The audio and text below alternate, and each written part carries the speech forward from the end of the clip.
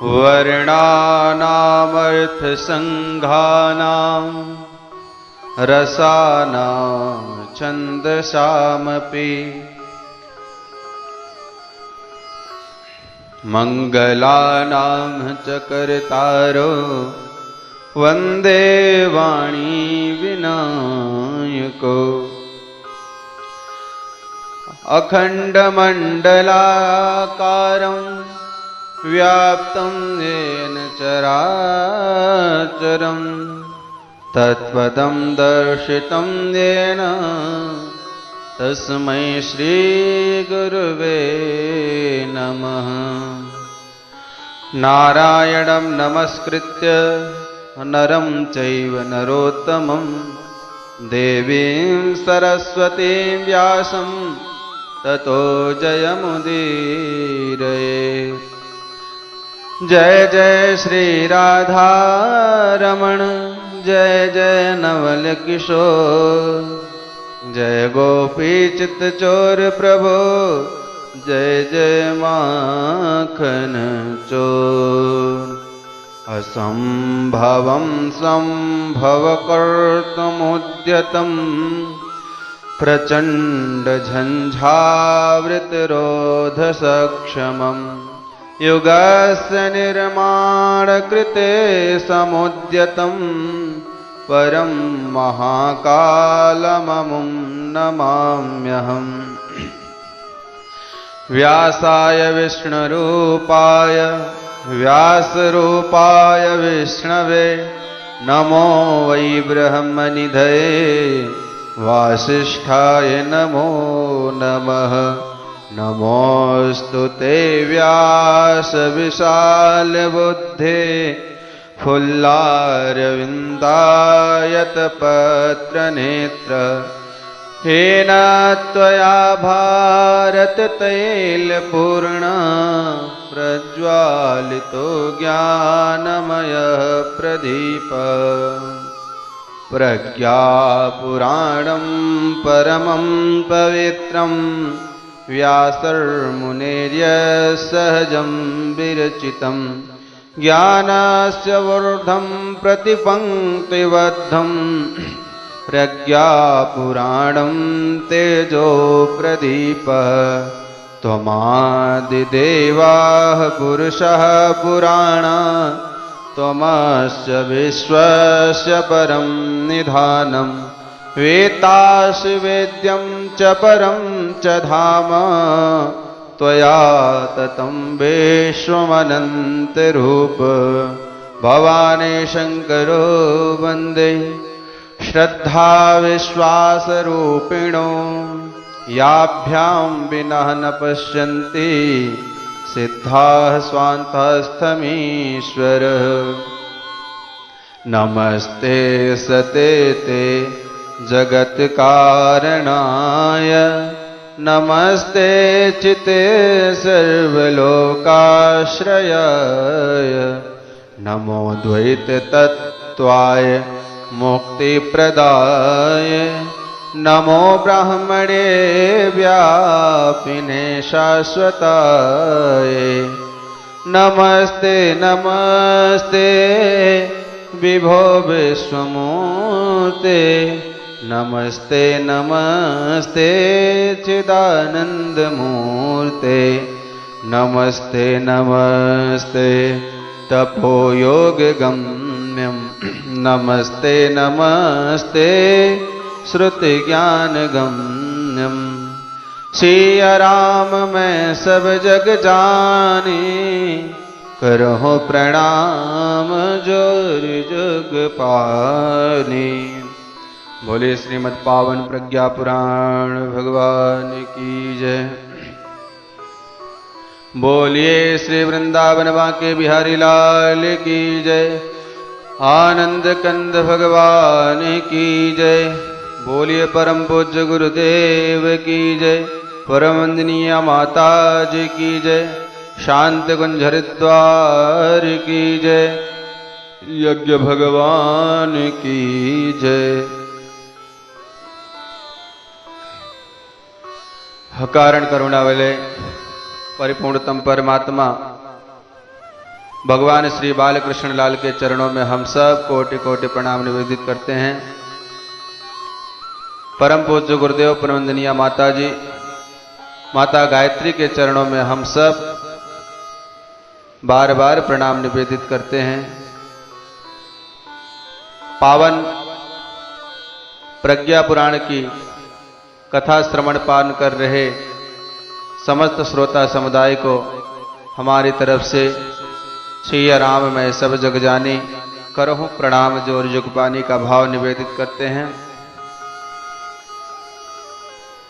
मित्रों, भगवत कृपा से आप सभी ने श्रीमद् भागवत महापुराण की कथा श्रवण करी। प्रभु की कृपा से वो कथा का विश्राम हुआ। मन में आया क्यों ना हम सभी लोग बैठे बैठे श्रीमद् पावन प्रज्ञा पुराण की कथा को श्रवण करें। आप सभी लोगों ने तो 18 पुराण का नाम तो सुना ही होगा। एक अनोखा, एक दिव्य पुराण जिसका नाम है प्रज्ञा पुराण।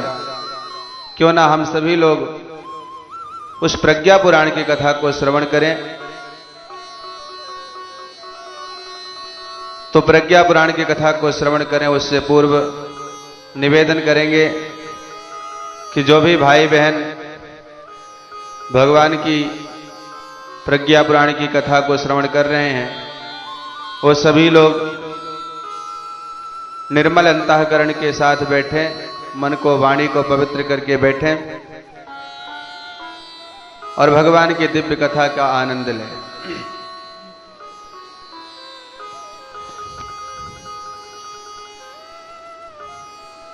मनुष्य भगवान का वरिष्ठ पुत्र है, राजकुमार है। जब परमपिता परमेश्वर ने, ब्रह्मा जी ने 83,99,999 योनियां बनाई,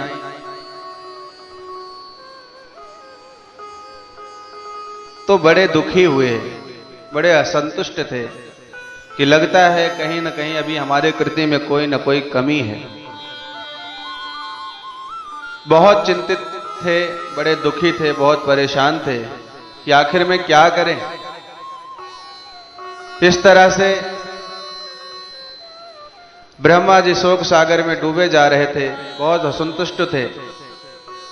तब उन्होंने सबसे अंतिम कृति मनुष्य की बनाई और मनुष्य को बना करके ब्रह्मा जी को बड़ा आनंद हुआ, बड़ा आह्लाद हुआ, बड़ी प्रसन्नता हुई कि वाह, ये तो मेरे जैसा दिख रहा है, ये मेरा बेटा है, ये मेरा राजकुमार है। और मित्रों, मनुष्य को बना दिया। मनुष्य को बनाने के पश्चात मनुष्य का उन्होंने उद्देश्य भी बता दिया, मनुष्य जीवन का लक्ष्य क्या है वह भी बता दिया कि मनुष्य का परम लक्ष्य है परमात्मा की प्राप्ति। उससे पहले वो अपना आत्मिक प्रगति करे, लोक मंगल का कार्य करे, इसके माध्यम से वो परमात्मा प्राप्ति की मार्ग की ओर बढ़ता चला जाएगा। अब इस उच्च प्रयोजन को प्राप्त करने के लिए हमारा जीवन कैसा हो, वह संपूर्ण निर्देश परमपिता परमात्मा ने मनुष्य को ज्ञान के रूप में, गायत्री मंत्र के रूप में प्रदान किया। उसी मंत्र का वेद व्यास जी ने विस्तार किया, जिसके रूप में चारों वेदों को लिखा गया, ऋग्वेद, सामवेद, अथर्ववेद, यजुर्वेद। अब वेदों की भाषा बड़ी जटिल थी, बड़ी कठिन थी। वेदों की भाषा बड़ी कठिन होती है। उस उच्च स्तरीय ज्ञान को विद्वान ही समझ सकते हैं, इसलिए महर्षि वेदव्यास जी ने वेदों के ज्ञान को थोड़ा और सरल किया।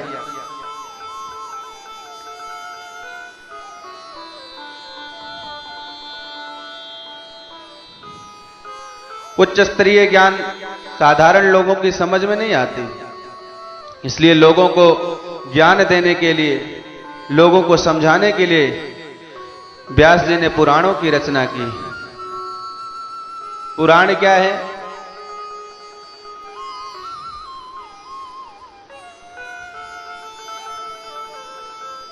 परमात्मा के निर्देशों को पालन करना कठिन है। इस अवधारणा को दूर करने के लिए स्वयं भगवान मनुष्य बनकर के जीवन में आचरण करते हैं। उसी को, जो उस युग के व्यास होते हैं, भगवान के उस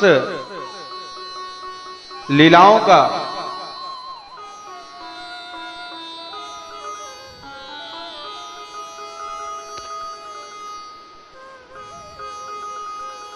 पुराणों के रूप में उस युग के व्यास उसकी रचना करते हैं। तो प्रज्ञा पुराण क्या है?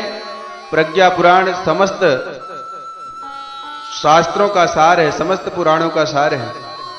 जैसे दूध का सार नवनीत है, ईख का सार मिठाई है, गुड़ है, जैसे वृक्ष का सार फल है, उसी प्रकार से समस्त पुराणों का सार श्रीमद् पावन प्रज्ञा पुराण है। बोलिए प्रज्ञा पुराण भगवान की जय।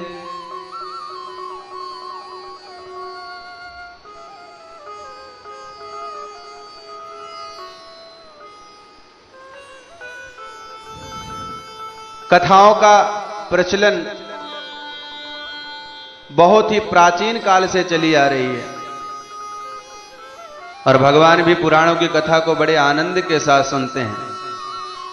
वेद पुराण सुनहि मन लाए, वेद पुराण सुनहि मन लाए, आप कहीं अनुजन समुझाए।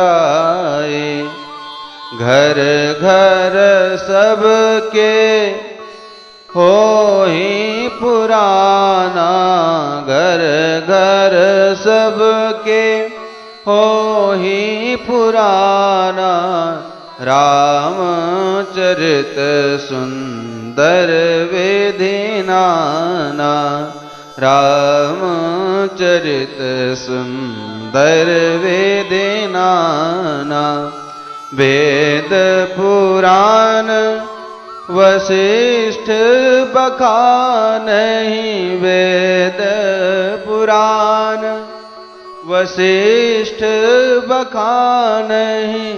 सुनहि राम यद्यपि सब जान, सुनहि राम यद्यपि सब जाने। वेद और पुराणों की कथा तो हमारे यहाँ प्राचीन काल से चली आ रही है। भगवान श्री रामचंद्र जी भी वेद और पुराणों की कथा बड़े आनंद के साथ सुनते थे और स्वयं ही नहीं सुनते थे बल्कि अपने अनुजों, अपने छोटे भाइयों को भी सुनाते थे।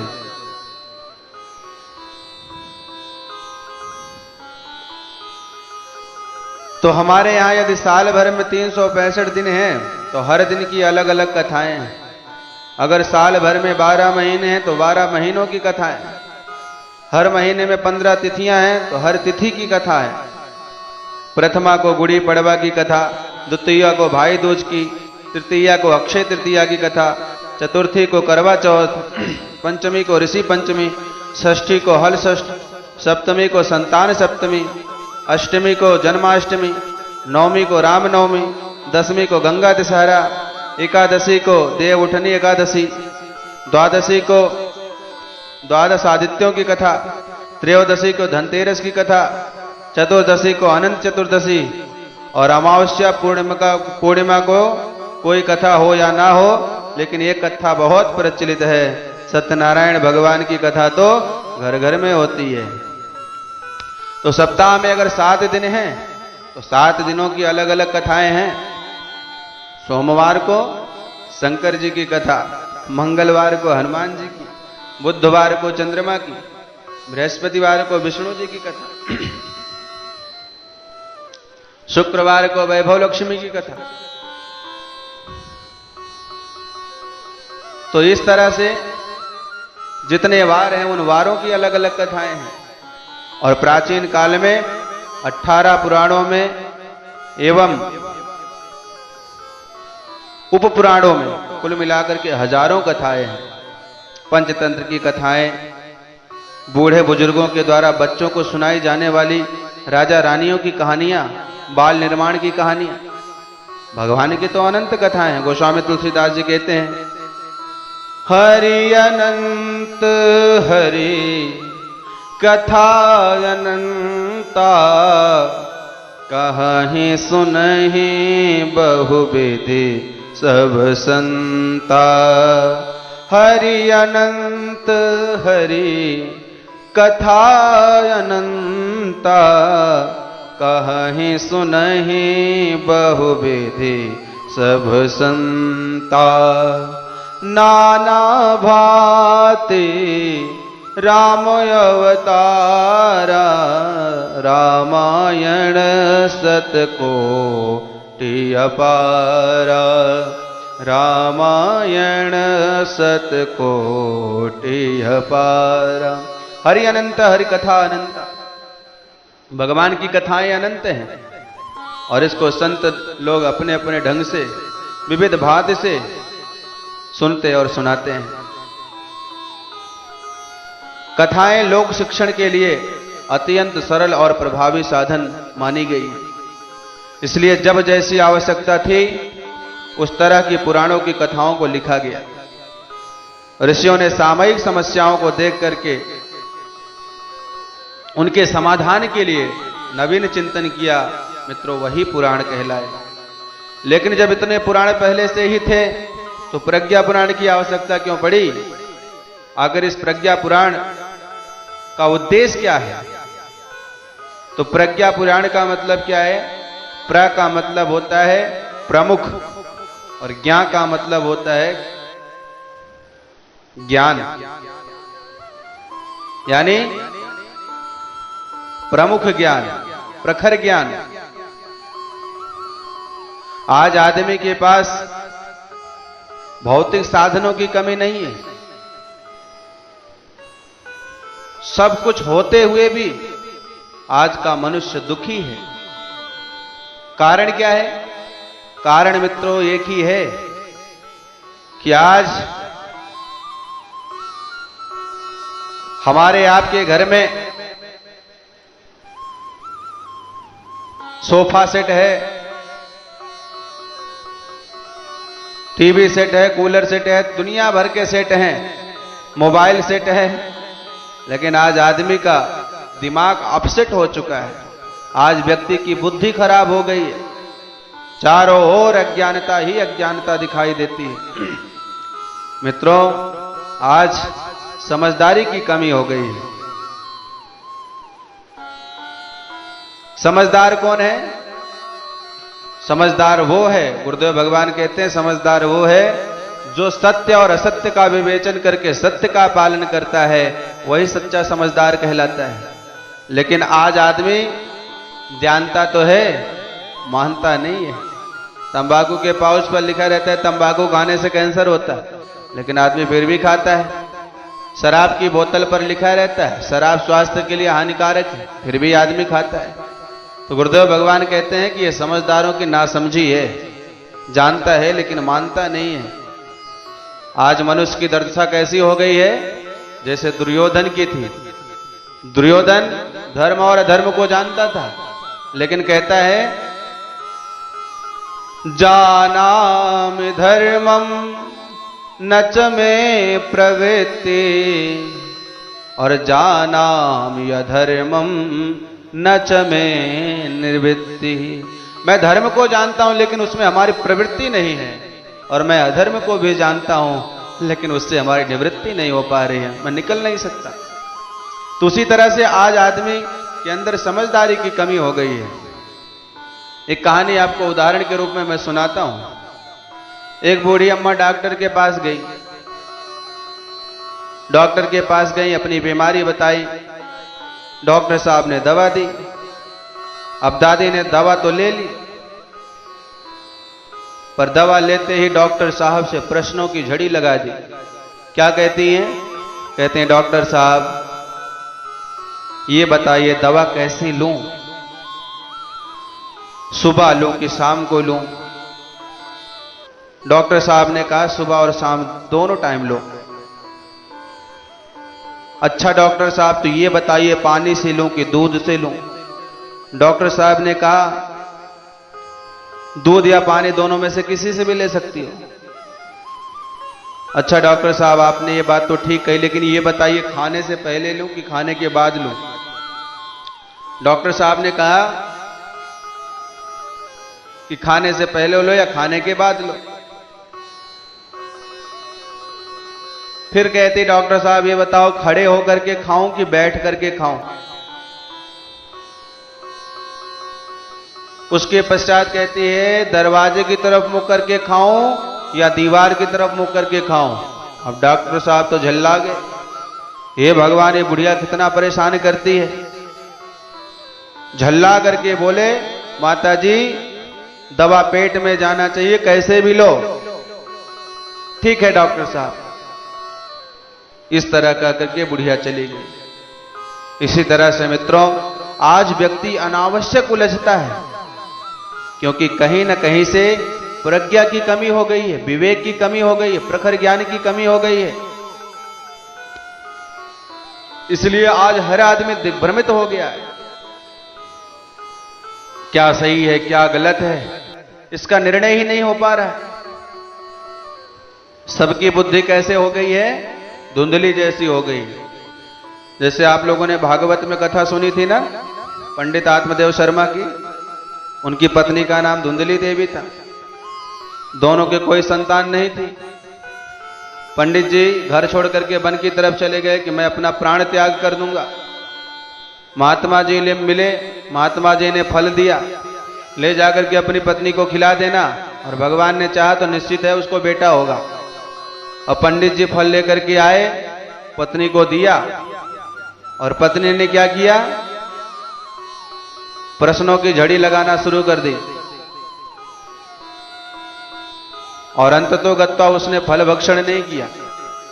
सुना था ना कथा में आप सभी लोगों ने।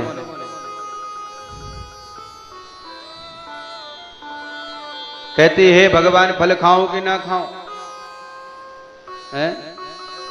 फल भक्षेण गर्भस्याद गर्भेड़ोदर वृद्धिता दैवाद्घाटे व्रजेत कामो पलायेत गर्भिणी कथम।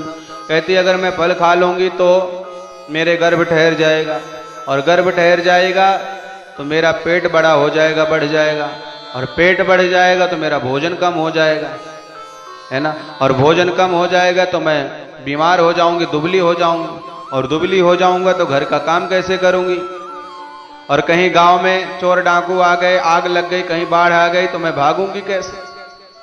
इस तरह से उसने तमाम प्रश्नों की झड़ी लगा दी। अंततोगत्वा उसने फल भक्षण नहीं किया। तो ये क्या है? धुंधली क्या है? धुंधली है बुद्धि। कौन सी बुद्धि? कुतर्कनी बुद्धि, जो अपने कुतर्क की कैंची से उसने प्रश्नों की झड़ी लगा दी, और अंततोगत्वा उसने फल भक्षण नहीं किया।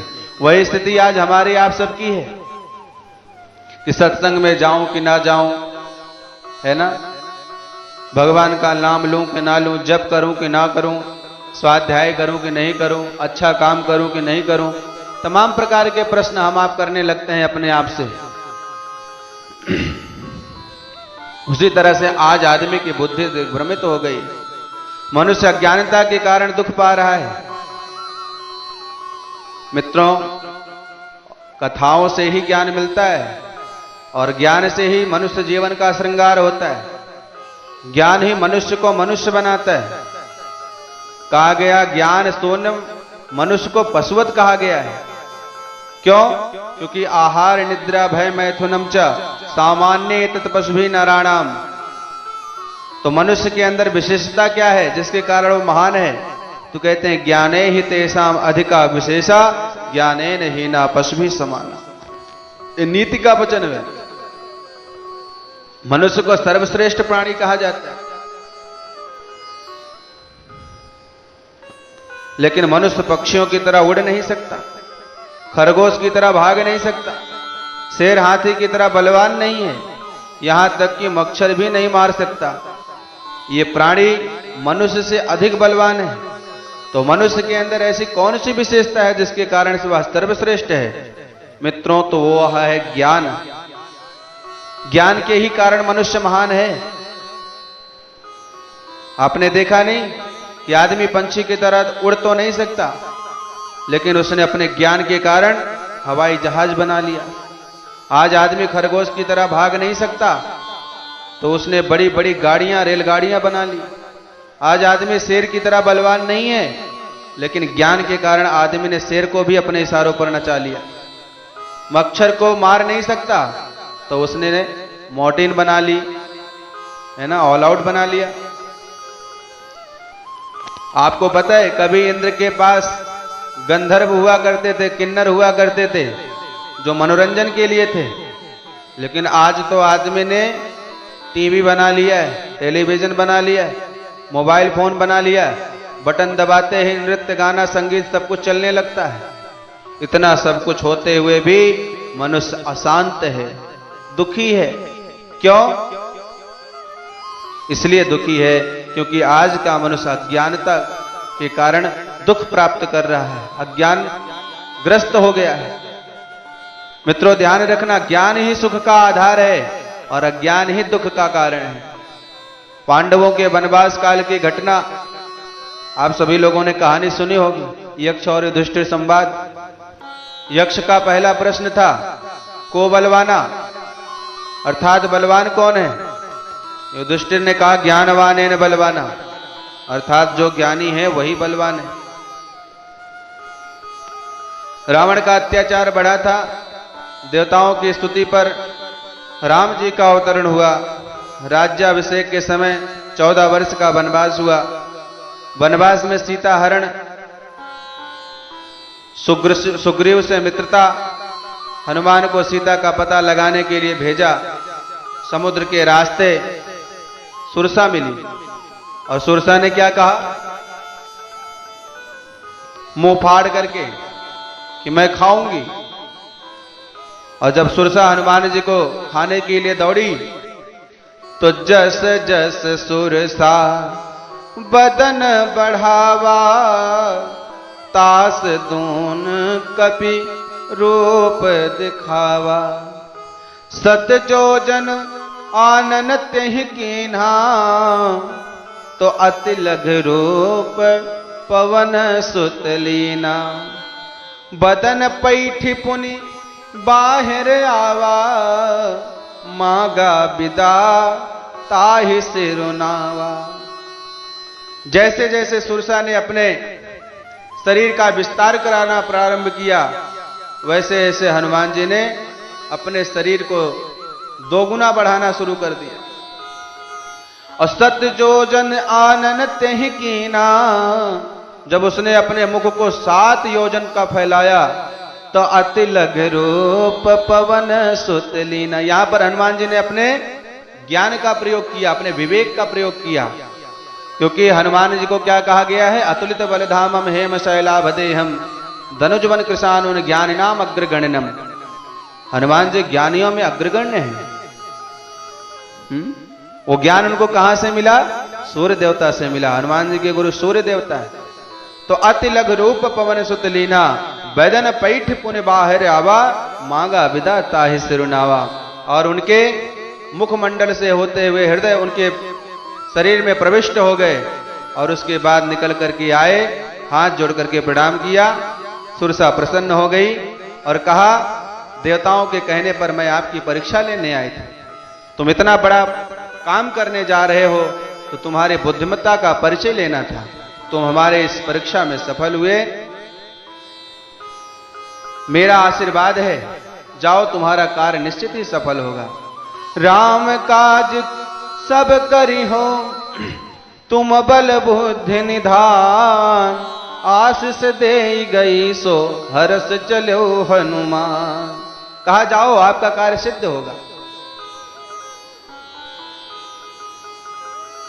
और इस तरह से आशीर्वाद दिया, हनुमान जी आगे बढ़े।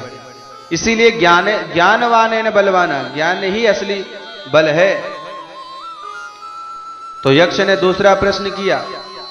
यक्ष कहता है को जीविता, अर्थात जीवित कौन है? युधिष्ठिर ने कहा ज्ञानवानेन जीविता, जो ज्ञानवान है वही जीवित है, क्योंकि अज्ञानी तो क्षण क्षण मरता है। अब विपद बुढ़ापा आपदा सब का हो।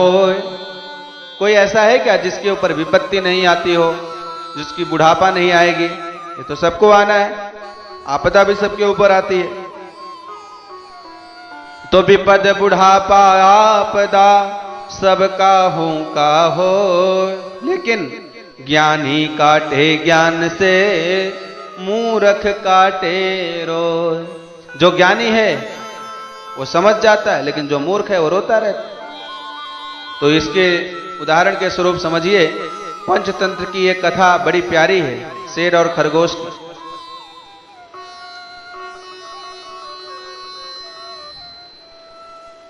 खरगोश ने क्या किया? शेर को अपने बुद्धि और ज्ञान से कुएं में गिरा करके मार डाला। स्वयं विपत्ति से बचा और बेचारा जीवित रहा।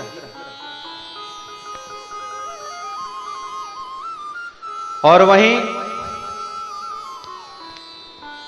एक जानवर शुतुरमुर्ग होता है, जो सूखे रेत में शिकारियों के दौड़ाने पर थोड़ी दूर भागता है और फिर भागते भागते अपना सिर रेत में छिपा लेता है।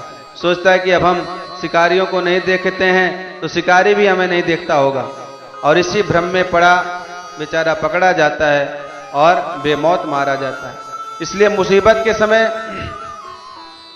सोचे, ज्ञान का प्रयोग करें, क्योंकि ज्ञानी ही वास्तव में जीवित है। इसलिए कहा कि ज्ञानवानेन जीविता, जो ज्ञानी है वही जीवित है।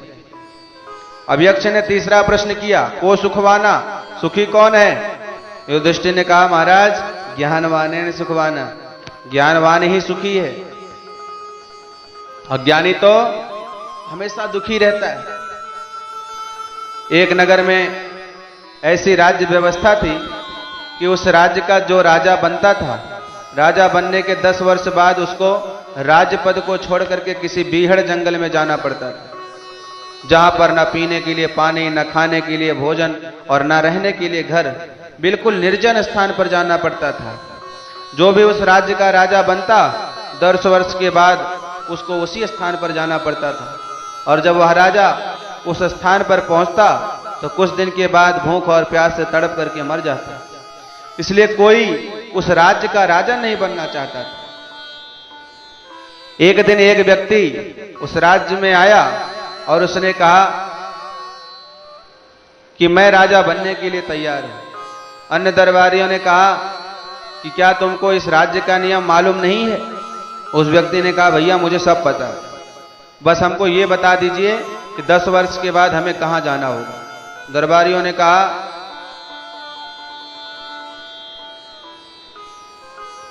कि इसको यह स्थान बताया जाए जहां पर इसको जाना है।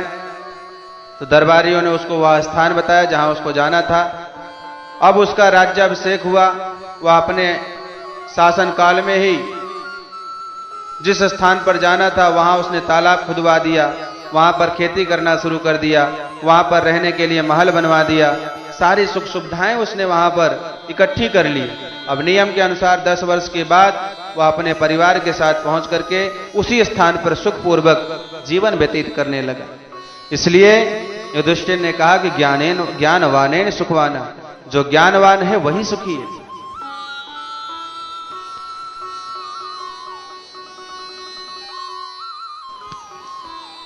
तो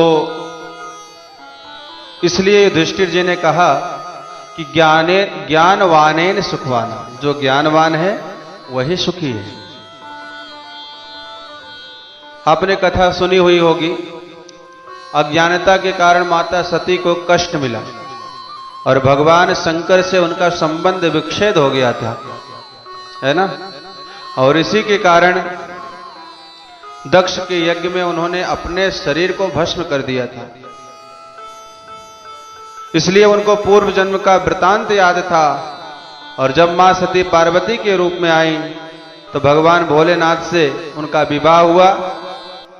तो एक बार भगवान शंकर वट वृक्ष के नीचे प्रसन्न मुद्रा में बैठे हुए थे। अब माता सती पार्वती ने अच्छा अवसर जान करके भगवान शंकर के निकट आई और हाथ जोड़ करके कहा, क्या कहा, जो मोह पर प्रसन्न सुख राशि, जान्यो सत्य मोहि निज दासी। क्या कहती हैं, तव प्रभु हरहूं मोर अज्ञान, कहीं रघुनाथ कथा विधि नाना। मां कहती है कि हे प्रभु, अगर आप मुझ पर प्रसन्न हैं और मुझे अपनी दासी समझते हैं, तो प्रभु आप मुझे भगवान श्री रघुनाथ की कथा सुनाइए, जो मेरे अज्ञान को नष्ट कर सके। क्योंकि जानती हैं कि अज्ञानता के कारण पिछले जन्म में उनका भगवान भोलेनाथ से संबंध विच्छेद हो गया था। इस प्रकार पार्वती जी की सच्ची जिज्ञासा और जगत के लिए हितकर जानकर के शिव ने कहा, जिन हरि कथा सुनी नहीं काना, श्रवण रंध्र अहि भवन समाना। भगवान भोलेनाथ कहते हैं कि जिन हरि कथा सुनी नहीं काना, श्रवण रंध्र अहि भवन समाना। जिसने भगवान की कथा अपने कर्णपुटों से श्रवण नहीं किया, उनके कान के जो विवर हैं, जो कान का बिल है, वो कैसे है, जैसे सांप के विवर के समान है, सांप के बिल के समान है। और कहते हैं, नयनन संत दरस नहीं देखा, लोचन मोर पंख कर लेखा। और बाबा कहते हैं कि जिनके नयनों ने संतों का दर्शन नहीं किया, उनके नयन कैसे हैं, उनके नेत्र कैसे हैं, जैसे मोर के पंख पर नेत्र बना होता। देखने में तो बहुत सुंदर लगता है, पर उसकी कोई उपयोगिता नहीं है। उसी तरह से जिन हरि भगत हृदय नहीं आनी, जीवत सौ समान तेहि प्राणी। और जिनके हृदय में भगवान की भक्ति नहीं है, वह जीव कैसा है, मानो जीता हुआ मृतक के समान है, सौ के समान है, मुर्दे के समान है।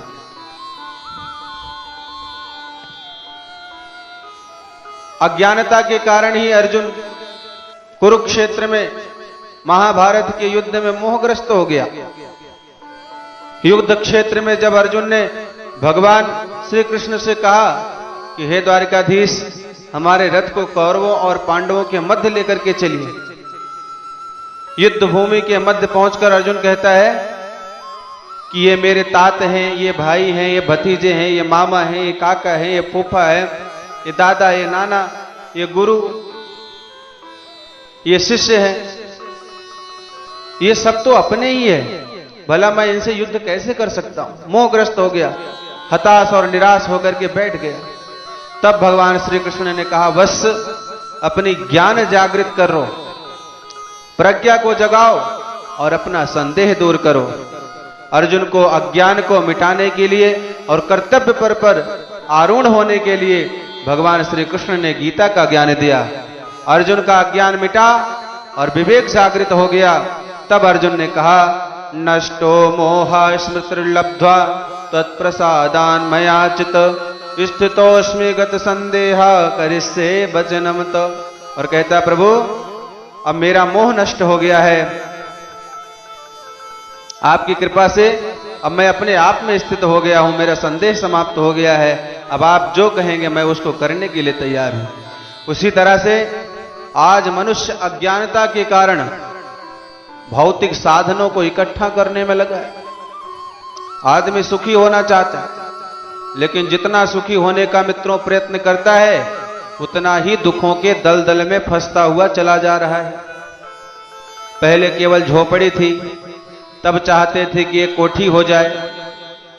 अब भैया कोठी भी बनकर के तैयार हो गई, तो चाहने लगे कि गाड़ी हो जाए। अब गाड़ी हो गई, तो अब क्या चाहते हैं कि अपने नाम की एक बढ़िया फैक्ट्री लग जाए। ऐसे करते करते राजाओं जैसा वैभव हो गया। पर जब किसी ने पूछा कि भाई साहब कितना सुखी हो पाए, तो महाराज जहां का तहां। पहले तो कम से कम सवेरे सवेरे भोजन में 10 रोटी खाते थे, खूब बढ़िया खुराक थी, मस्ती से पड़े रहते थे, किसी चीज की कोई चिंता नहीं थी। अब तो नींद भी नहीं आती है, नींद की गोली खाते खाते रात को नींद आ भी जाए तो भी मन को शांति नहीं है। और खाने के नाम पर डॉक्टरों ने कह दिया भैया दाल का पानी खूब पियो। भोजन भी गया और नींद भी गई, जो सुख था वह सब चला गया। तो आप सुखी कहां हो पाए? दिन रात चिंताओं के मारे नींद हराम हो गई। एक चीज जान लो, जगत में सुख है ही नहीं। जहां हम सुख ढूंढ रहे हैं वहां है ही नहीं। सुख तो हमारे भीतर है। एक प्यासा व्यक्ति पानी की खोज में निकला, सरोवर के पास पहुंचा, लेकिन उस पर काई लगी हुई थी। सरोवर के जल पर काई लगी हुई है।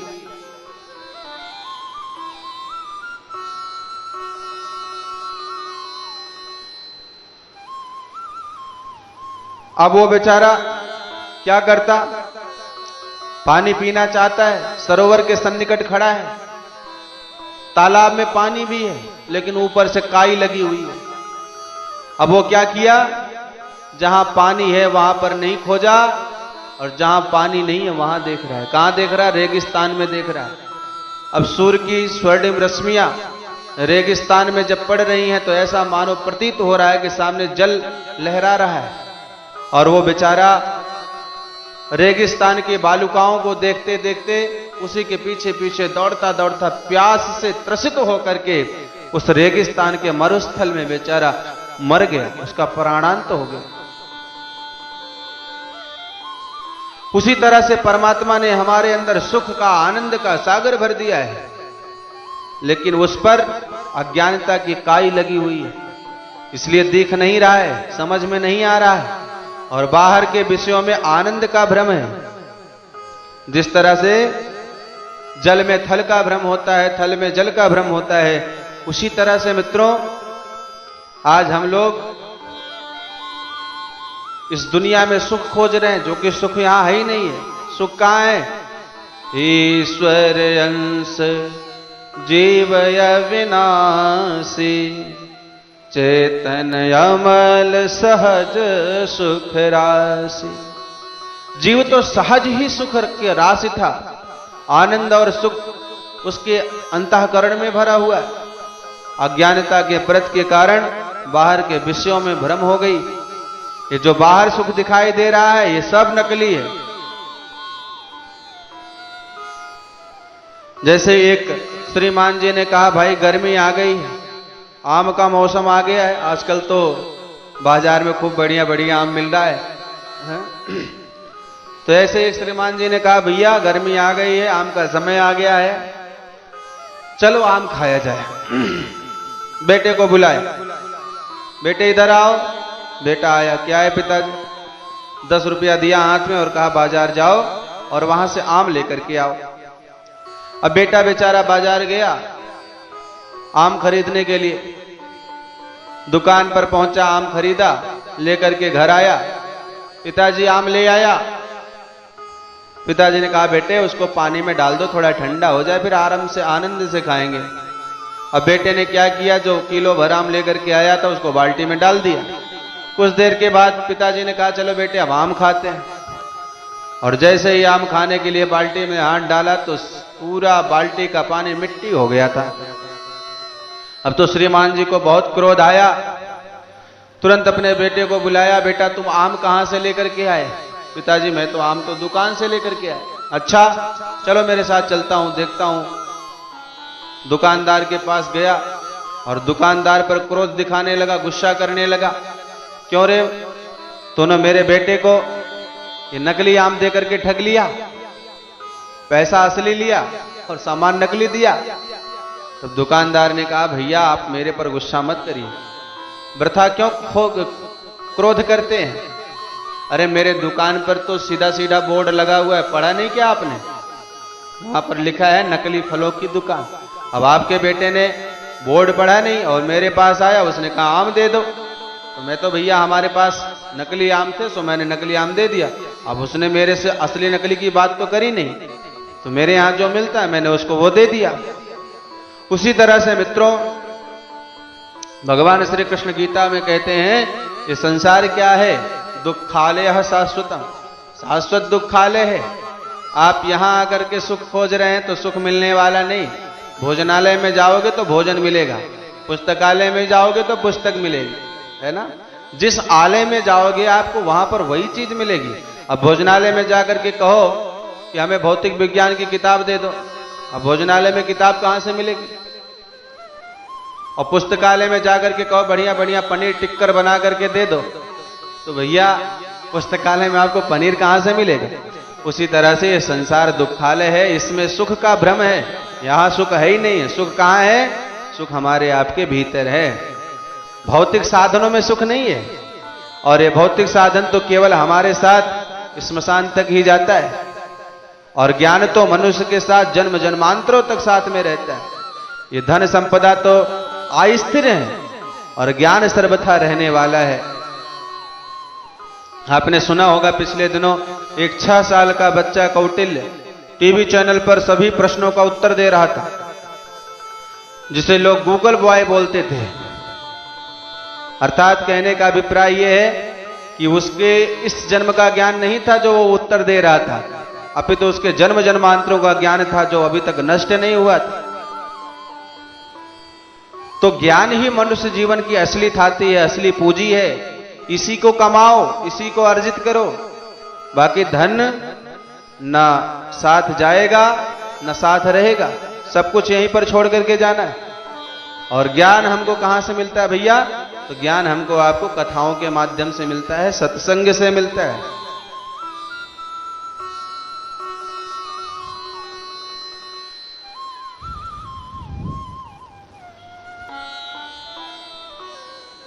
और सत्संग कब मिलता है? तो श्रीमद् भागवत में लिखा है भाग्योदयेन बहुजन्म समर्जितेन सत्संगमं च लभते पुरुषो यदा वै अज्ञान हेतु कृत मोह मदांधकारा नासं विधाय हि तदोदयते विवेक। भाग्योदयेन बहुसमर्जितेन, जब हमारे जन्म जन्मांतरों के पुण्य संचित होते हैं तब हमको आपको सत्संग की प्राप्ति होती है।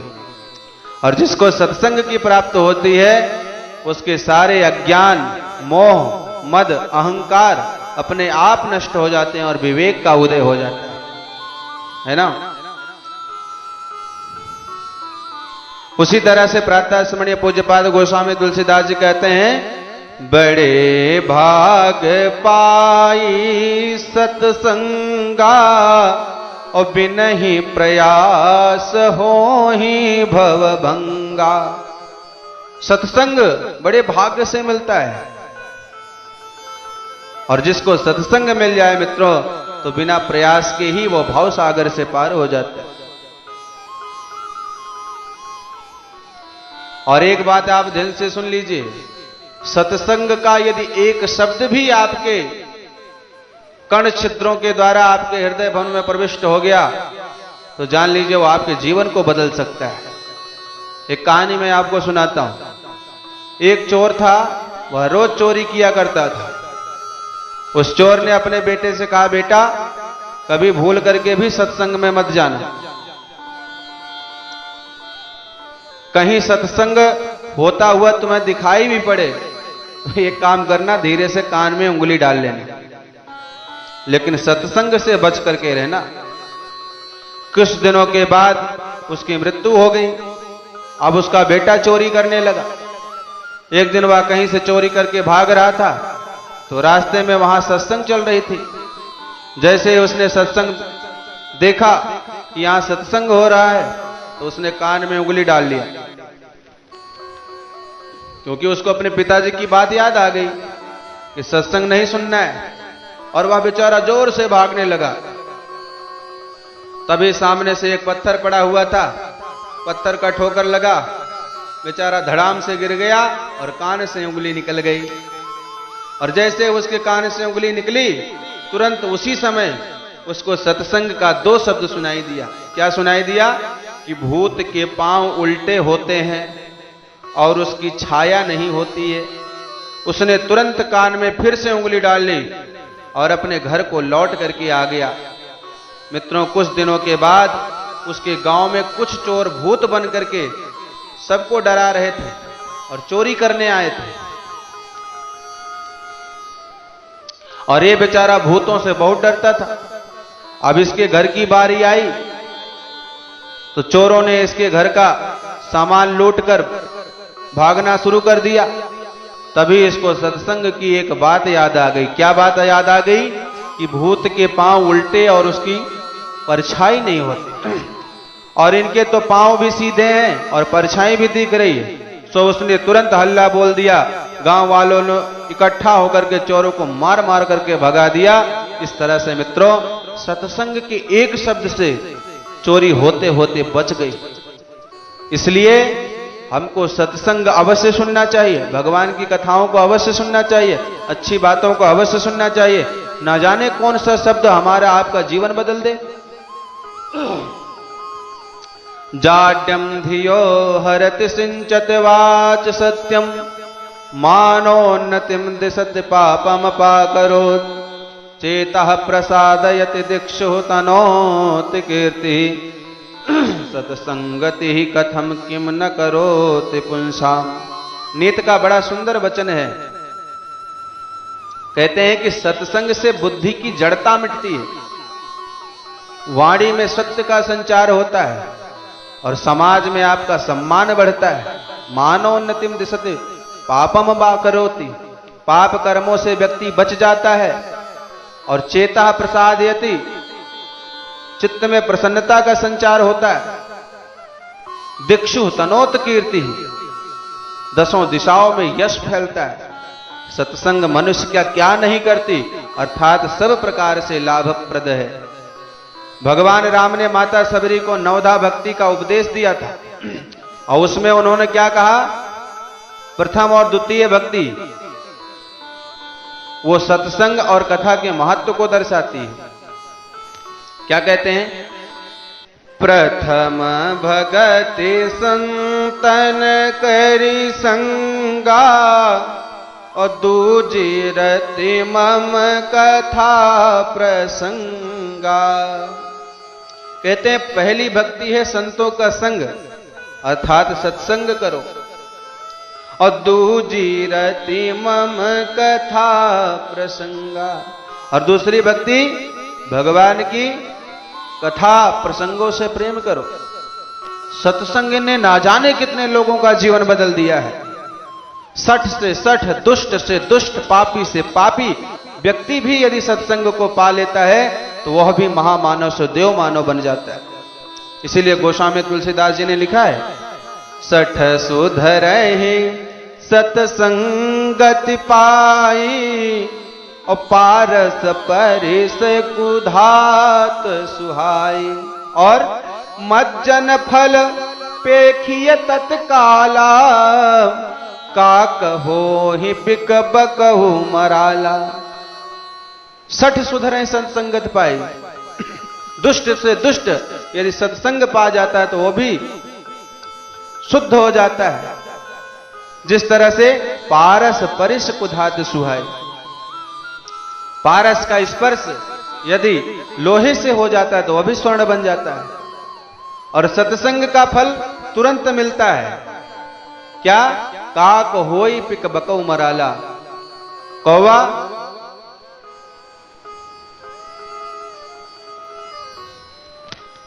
कोयल की जैसे मीठी आवाज बोलने लगता है, और बकौ मराला, बगुला हंस जैसी प्रवृत्ति का हो जाता है। अर्थात कहने का अभिप्राय यह है, सत्संग जो व्यक्ति प्राप्त कर लेता है उसका जीवन बदल जाता है। आपने तुलसीदास का नाम सुना होगा, जिन्होंने श्री रामचरितमानस की रचना करी। तुलसीदास का बचपन का नाम राम बोला है ना। पैदा होते ही मां मर गई, उसके पश्चात पिताजी भी चल बसे, और जिस दासी ने उनको पालने के लिए लेकर के गई वो भी मर गई। अब तुलसीदास जी बेचारे बचपन में कैसे कैसे करके पले, उसके बाद उनको गुरु का आश्रय मिला। पढ़ लिख करके जब वो विद्वान हो गए तो उनका विवाह भी हो गया। किससे विवाह हुआ? रत्ना से। और भैया विवाह के पश्चात तुलसीदास यानी जो राम बोला थे, वो पत्नी में इतने आसक्त हो गए कि पत्नी के अलावा उनको कुछ दिखता ही नहीं। बहुत प्रेम करते हैं। कथा आप सभी लोगों ने सुना होगा कि पत्नी छोड़ करके मायके चले गई तो रात में ही वो निकल पड़े अपने पत्नी को खोजने के लिए, ससुराल चल पड़े। नदी में नाव नहीं चल रही थी रात्रि में, तो मुर्दे को पकड़ करके पार हो गए। इतने कामांध हो गए थे। और जब घर में पहुंचे, ससुराल में पहुंचे, तो वहां पर सोचते हैं कि जाऊं किधर से, कुछ समझ में नहीं आ रहा था। तो देखा वहां पर दीवार से एक सर्प लटक रहा था। उन्होंने उसको रस्सी पकड़ समझ करके पकड़ लिया और उनके घर में प्रविष्ट हो गए और रत्ना के पास पहुंच गए।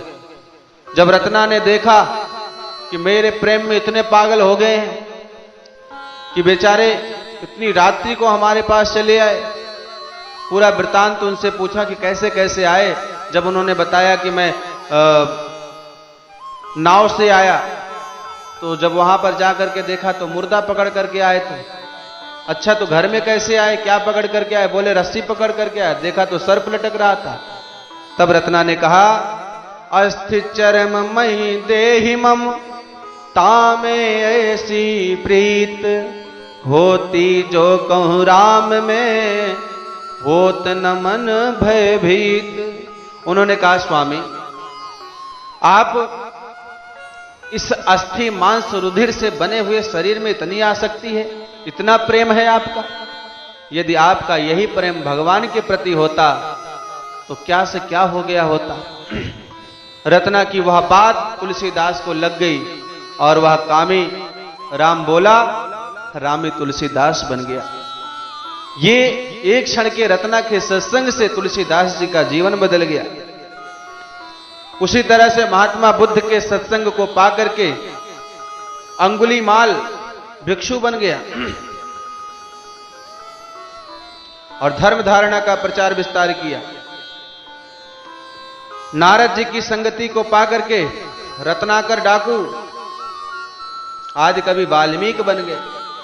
इसीलिए तो कहते हैं, सत्संग ने कई का जीवन बदल दिया है, सत्संग ने कई का जीवन बदल दिया है, ऋषियों मनीषियों ने इस पर ही बल दिया है, ऋषियों मनीषियों ने इस पर ही बल दिया है, सत्संग ने कई का, सत्संग ने कई का जीवन बदल दिया है, ऋषियों मनीषियों ने इस पर ही बल दिया है। मित्रों, सत्संग से ज्ञान मिलता है, सत्संग से विवेक जागृत होता है, सत्संग से परमात्मा का भी दर्शन हो जाता है। ज्ञान प्राप्ति का सबसे उत्तम, सबसे श्रेष्ठ साधन है सत्संग, भगवान की कथाओं को श्रवण करना। क्यों? क्योंकि बिनो सत्संग विवेक न होई, और राम कृपा बिनो सुलभ न सोई। बिना सत्संग किए विवेक की प्राप्ति नहीं होती, और जब तक राम की कृपा नहीं होती तब तक सत्संग की प्राप्ति नहीं होती।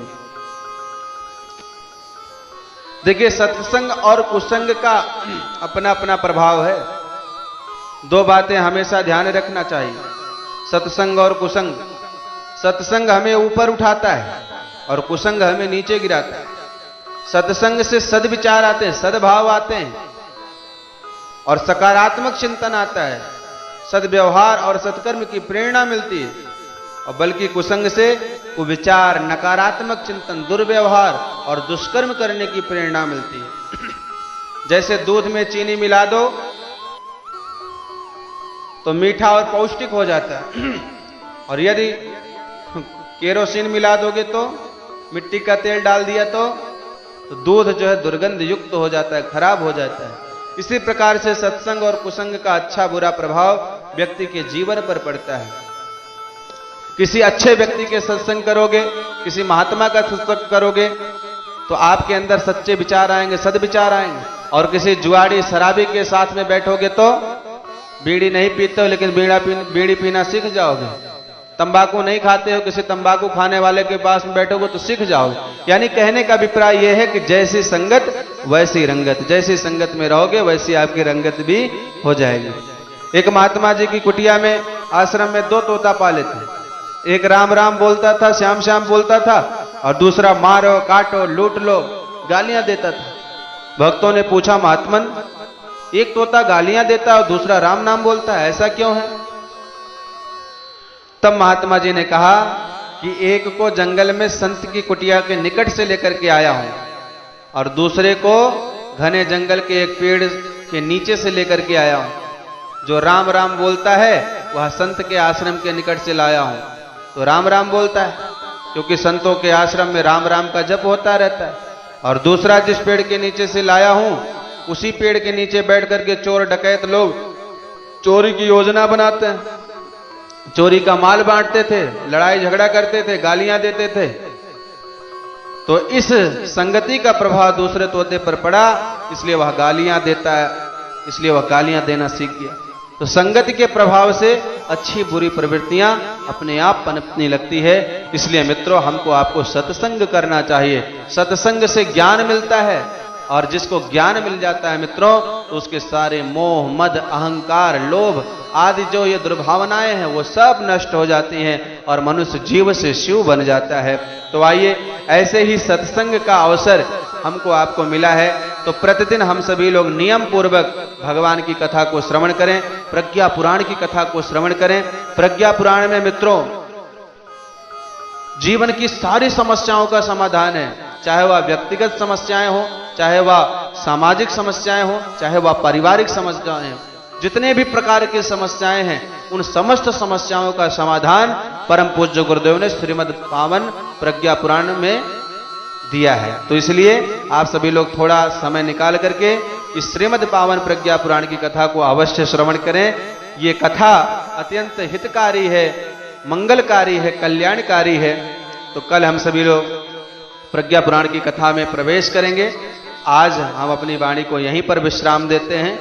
बोलिए श्रीमद् पावन प्रज्ञा पुराण की जय, परम पूज्य गुरुदेव भगवान की जय, परम वंदनीय माता जी की जय, शांति कुंज हरिद्वार की जय, सियावर रामचंद्र की जय, पवन सुत हनुमान की जय, उमापति महादेव की जय। शांति पाठ। ओम द्यौः शान्तिरन्तरिक्षगुं शान्तिः, पृथ्वी शान्तिरापः शान्तिरोषधयः शान्तिः, वनस्पतयः शान्तिर्विश्वे देवाः शान्तिर्ब्रह्म शान्तिः, सर्वगुं शान्तिः शान्तिरेव शान्तिः, श्यामा शान्तिरेधि। ओम शान्तिः शान्तिः शान्तिः, सर्वारिष्ट सुशान्तिर्भवतु। सभी को प्रणाम।